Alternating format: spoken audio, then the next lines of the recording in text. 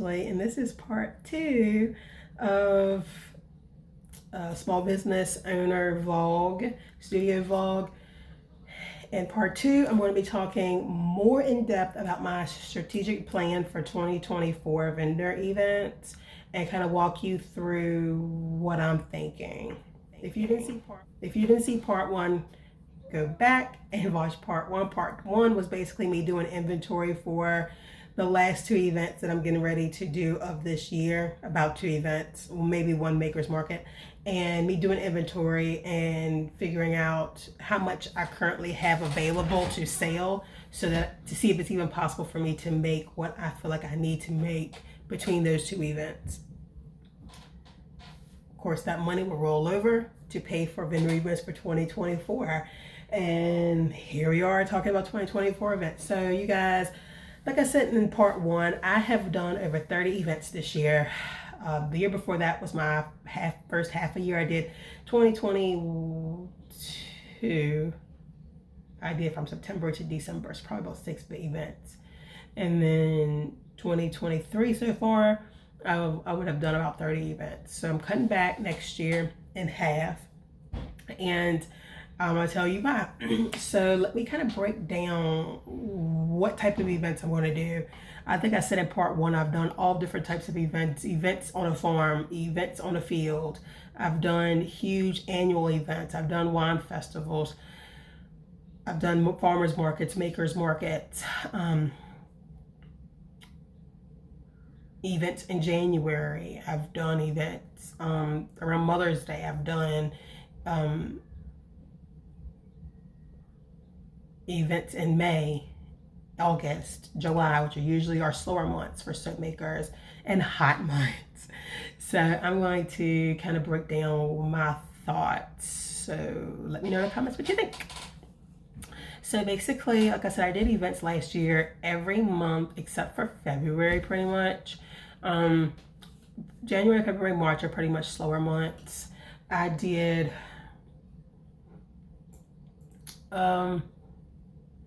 I'm trying to recap what I've done this year. In January, I did like a little pop-up shop in a nearby town. March, I think I did a like Easter shop and hop at a fire department. April, I did a wine festival. It's crazy how I memorize this stuff, you guys. I did, because I'm not looking at anything besides just a blank calendar. So I can kind of remember, but I did a wine festival, I believe, in April. In May, I did Amelia Day, and I also did Crew Homecoming, which is just a town event. Amelia Day is where the whole town comes out and shops, no particular reason, just to celebrate Amelia, which is the county. And same thing for Crew Homecoming, it's just basically to celebrate the town of Crew. And then, so those were mainly around Mother's Day or the weekend after Mother's Day. In June, I did every Juneteenth possible. I did about 3 Juneteenths in the month of June. July, I did a lake event, and I also did a Jubilee, which is just my hometown, doing like a little event at the gym, which is the recreation center. And then I did a Lake Fest, which is like a huge event in Clarksville, which is a lake town, and they just fill up the streets with food vendors and crafters. So everybody comes in. Hotels are booked. Every hotel is booked. Every Airbnb is booked. Every house is booked. Everybody's out on the lake enjoying hot air balloons and just lake fun. And anybody knows me, I'm a lake babe. So I loved it. August, I did some farmers markets, as well as in July, I did farmers markets. And then August, I did Carytown's Watermelon Festival, which is a huge watermelon festival in Richmond. And in my opinion, highly overrated for vendors, but great time if you're just coming to hang out. September, I did Chesterfest, a 3-day event in a field. As well as, I feel like I did something else. Anyway, that's pretty much the basis of that. October, I did an Oktoberfest in a farm. I did Boyton Day, which I've done. This year would be my second year doing it. And I also did Midlothian Village Day, which is an event at a high school, which everybody recommends that one. Wasn't all that, but I digress. In November, so far, I think I did a small event in my hometown at the recreation center. Again, they did like a November Christmas type of event. And then I'll do the small business Saturday coming up soon. And then December, I'm also missing out on some stuff. So from June through August, I did a maker's market every Tuesday. And then starting in September, it's the second Tuesday of every month until December. So I've done that. And then December, I'm going to do the maker's market on second Tuesday. And I'm going to do Ashland's Christmas market on the first Saturday. And then I'm closing out. So yeah, I've realized some realizations that I've made is that January, February, March, I don't really want to do events like that unless it's surrounding a holiday. Don't want to do any events, which would probably only be Valentine's Day. So that's something I learned. Those are dead seasons, which is fine. You can just make up as much product as you need to. April is usually when wine festivals start coming out. So wine festivals I do very well at. Any events that people have to pay to get in, I tend to do well at. May, great month, busy month. June, dead month. It's just what it is. July, dead month. August, dead month. And then September, October, November, and December are like my busy months. So keeping that in mind, I used that as a guide when I decided what events I wanted to do. I also took into consideration what events I did last year and see if I want to do it again. I think it's only I have it all up on a whiteboard behind you. I don't really want to show it because it has numbers. It has the price of the vendor events and also how much I hope to make to be able to get to my the amount I want to make next year. But 1, 2, 3,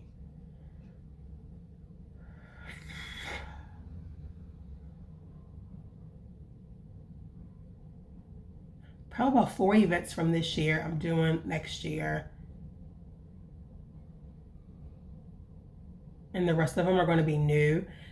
I wanted to do some of those ones this year, but I just did not make it in time. I'm contemplating at the last minute, should I do this one versus this one, and then missed out on all of them. So yeah, I'm doing the farmer's market again that I did last year or this year. I'll do that again next year because that's just consistent money. Not a lot, but consistent. And it's super cheap, about $5 to do the farmer's market every time, or $70 for the entire season. Season being from May to August, September, something like that. So next year I am doing a Valentine's event. Hardywood, which is where I'm doing my small business Saturday event. They're doing a Gallons Day event. I'm potentially going to try to do that one. As long as the small business Saturday event goes really well, I'll do that. They tend to have an event every single month, but I find that if it isn't for a specific reason, like Valentine's Day, Easter, Mother's Day, I don't really want to take the risk. So small business Saturday should be pretty busy, and so should Gallons Day next year, February. So that's the only February event I have. April I have, okay, I think where I left off was that in April I'm doing a really big event. It's a 3-day event. Most money I've ever spent, but not the most money I plan on spending next year on one event, but probably the second largest amount that I would spend next year. It's a 3-day event at the Richmond Raceway in Richmond, Virginia. It will be their 32nd Spring Fling. So this is the 32nd year they've done it. Tickets have to be purchased. to come in strictly business. Like, you come to shop. I'm really excited because I think in April's Easter, do not quote me, but that should be preparing everybody for like Easter. I'm looking at my calendar. I don't even have, do I have Easter on my calendar?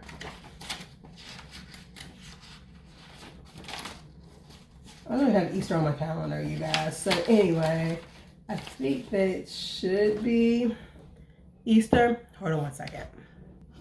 Okay, so I do have it on my calendar. Easter next year is on the 31st of March, and this event is the April 12th through 14th. So kind of close, not really, but huge event. Everybody comes to shop from what I've heard. So I'm really excited about that. So I'll be doing that one. I will be doing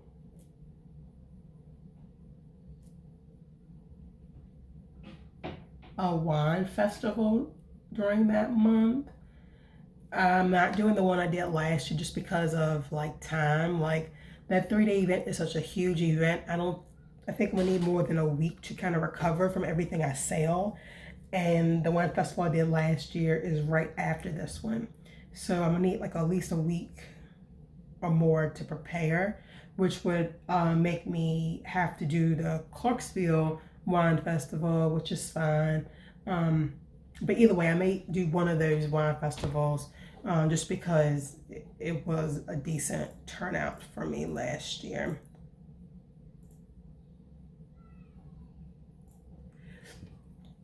So then heading us into May, I'm going to be doing Amelia Day again because that was just super profitable for me. Little backstory: last year I didn't even know about Amelia Day. I was doing a Mother's Day event at a creamery, and a woman beside me was a vendor, and she was like, "Hey, you need to do Amelia Day," and I was like, that weekend I'm going to be doing Clarksville's flea market, because at that time I didn't know, you guys, that flea markets, people are coming to get a deal. They're not coming to pay the price that you have. And so, kind of backstory again, last year in July I also did a 100-mile yard sale, which is a huge event in Virginia, 100-mile yard sale. So for 100 miles, it's people selling their products the entire 100 miles. And not a good one, because people, like small businesses, struggle because people are coming for bargain, like $1 stuff, not to pay regular prices. So I'm really glad that I decided to, going back to what we're talking about, at the Mother's Day event I did at the creamery, the woman was saying, don't do the flea market, do Amelia Day. It's amazing. I'm so glad that I lost out on that money at the flea market because I didn't do it, but I already paid and I couldn't get a refund. Missed out on that $40 and made like quadruple that amount. I did have to pay like $10 extra to do Amelia Day because it was literally less than a week's notice. But it became like the best event I've ever done so far. So I'm definitely doing that. At that event, I was able to sign up for 2024, and I already did that this year for next year, so it's already paid for. I'm really excited, and it's super cheap to do. Oh my gosh, it's like $30, you guys, and I made like a killing. So also in May, I plan on doing Crew Homecoming. That one was a good one. It's the first time they've done it since COVID, and I made a great amount of money too. So May was a good one for me last year. In June, I will be doing the Lavender Farm Festival. I didn't get to do it last year because they had too many soap makers. So this year, I'm already kind of in the loop with the owners and everything.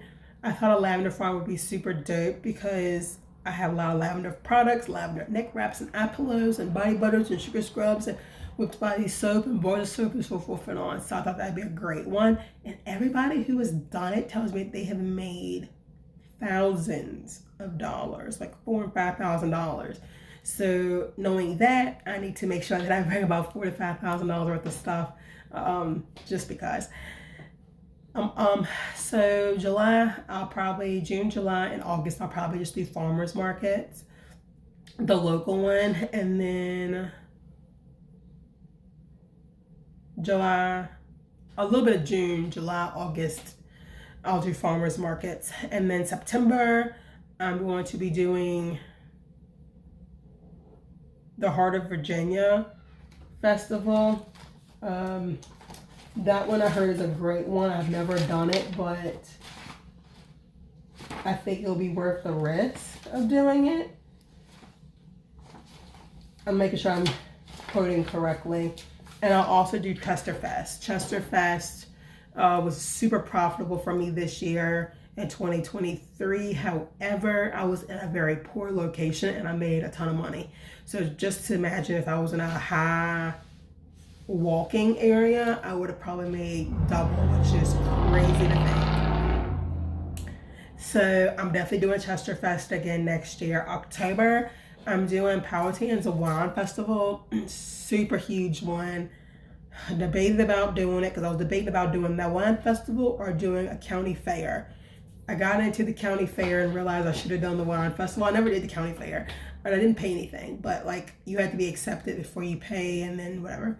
And I should have did the wine festival, but I didn't because it was a little pricey, but not close to pricey what I'm gonna be doing next year, but it's still a little pricier. October, I'm also going to be doing, the Lavender Farm is also going to be doing Oktoberfest, so I'll be going back to them.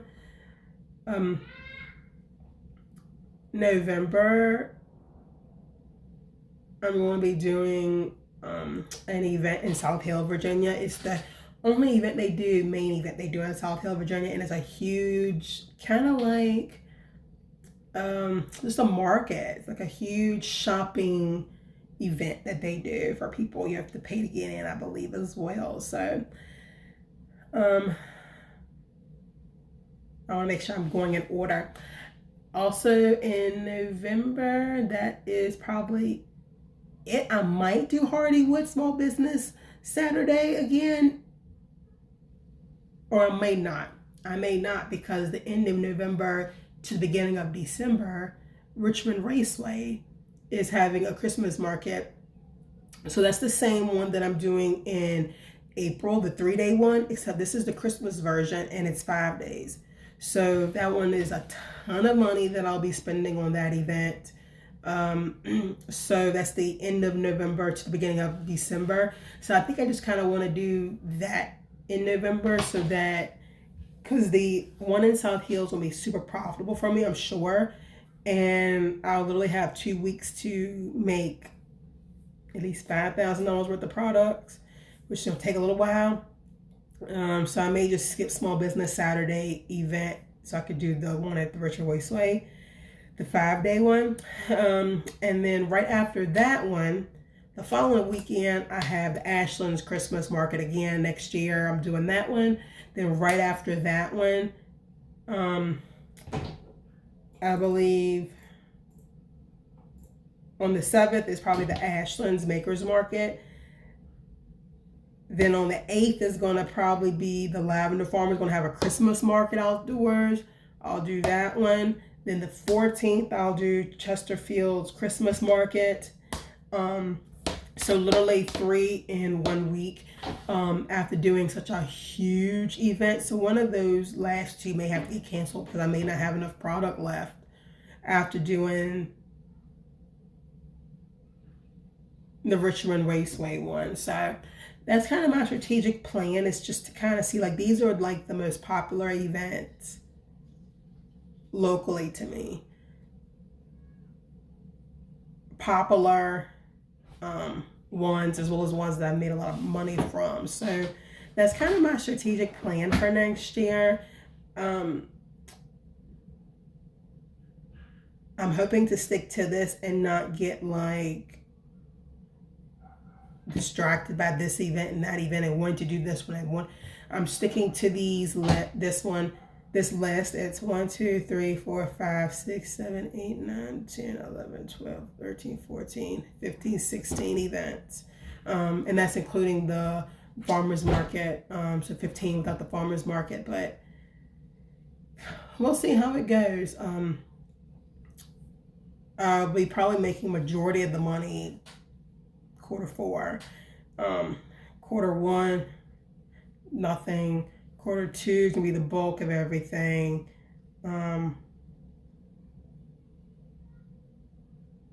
Quarter 2, 3, and 4 are going to be probably my money making quarters. So let me know what your strategic plan is for 2024 as you try to navigate what events you want to do or should do or think about doing. Let me know if price is a factor for you, or are you going all in, like, you're going to stick towards anything under $100 events, or are you going to try to do between $100 and $500 events, or are you going big money 2024 and doing anywhere from $500 to $1,500 events? And let me know what's been profitable for you. Have you found that $1,000 events are just as profitable as the $30 events? Let me know what you think. I'll tell you what I think. $30 events have been profitable for me. I have gone big, and I've literally just made that amount back. So I'm really curious to see with these bigger ones, if it's really that hype. Of course, with the bigger ones, I'm grateful to just make my money back. Because I'm holding my breath throughout the entire event to just make that amount back, because it's such a huge amount. But this year, the big ones, I'm really aiming to make about 5+ times what I put into it. So if I do $1,000 event, I'm expecting $5,000. So it's all about that, and it's also about making sure I have enough product, which is why I just did inventory. Because, for example, if I'm trying to make $1,000 in the next 2 events per event, so $2,000 between the next 2 events, is it even possible? Do I even have $2,000 worth of product? That's something I take into consideration. So let me know what y'all think, and what strategy has worked best for you. And I will see you guys at the next video. Bye.